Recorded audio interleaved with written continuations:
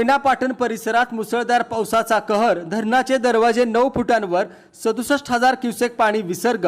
नदीकाठच्या गावांना सतर्कतेचा इशारा। मुळगाव पूल पाण्याखाली। कोयनासह परिसरावर पावसाने अक्षरशः हाहाकार माजवला आहे। मुसळधार पावसामुळे कोयना धरणातील पाण्याची आवक झपाट्याने वाढली असून पूरजन्य परिस्थितीची शक्यता निर्माण झाली आहे।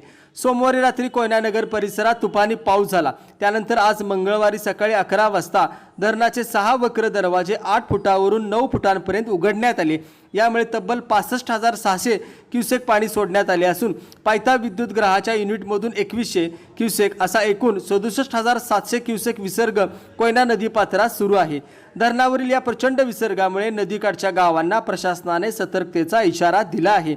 कोयना परिसरात नवजा कोयना रोड पाबळ नाला येथील रस्ता खचल्याने वाहतूक बंद करण्यात आली। कोयना भागातील